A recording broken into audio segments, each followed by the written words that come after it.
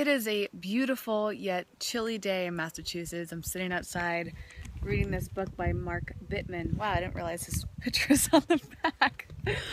It's really interesting. I just started reading it. I went to the library earlier with my dad, and I cannot resist nonfiction books. So I got this huge stack that I'm gonna try to finish in like the next week and a half. I'm outside all cuddled up with a blanket because it's chilly here. It's probably 60 degrees, but there's just like a nip in the air. So in terms of food, today my dad and I went to the local farmer's market. Super tiny. It's outside of my old elementary school, and it's sweet. We went towards the end, so there wasn't a massive selection, and I kind of regretted going to the markets last night at Trader Joe's and the other market that we went to, because they had so many great produce options at this market, many of which were organic, and they were even about the same price but much better quality. So I reminded my dad that he should get into the practice of going there first. And then after that we came home and we had some lunch. I had leftover broccoli with some brown rice from the Chinese restaurant last night, which is nice, and I've been kind of snacking on little things.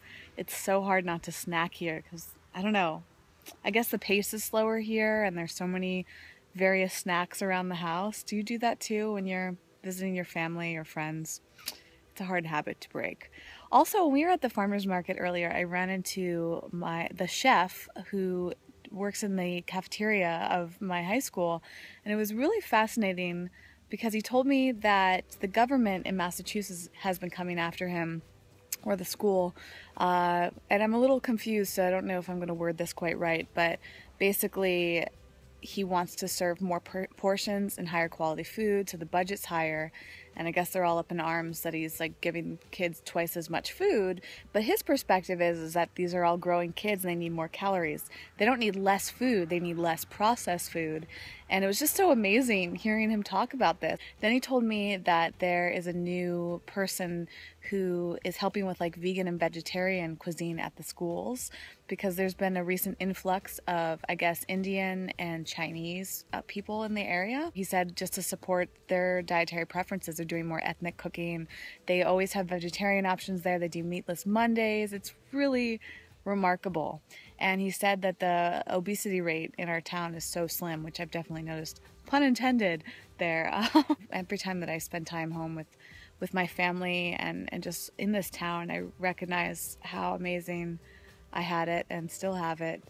You know, I have this great family and I grew up in this great school system. It's a public school, by the way. It's not a private school, and they have just like this incredible food system there, access to all this nature. I'm really soaking it in. And you know, if you have the opportunity to go home and visit your family if they're farther away, please do it and just kind of look at your roots, just to kind of look where you came from and how you've grown since there and what you've learned and what are the people doing now. See how things are evolving. I mean, this area that my parents still live in, that I spent almost my entire childhood in, is just getting more and more aware, more environmentally conscious, more organic, very local oriented. It's so remarkable, and it's been really fun bringing you along for the journey. There's more to come. We're going to a party with some family friends tonight, and I have no idea what I'm going to eat there, so we'll find out together.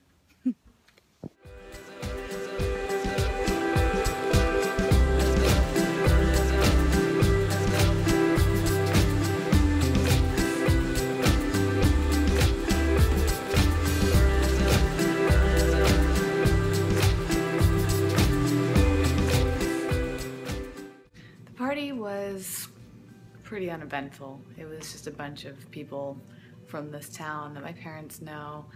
So I just really went to hang out with my family and get to know a few people. They did have some really great organic, locally made cider though. For whatever reason, I'm really into hard cider and just cider in general. I actually got some, let me show you.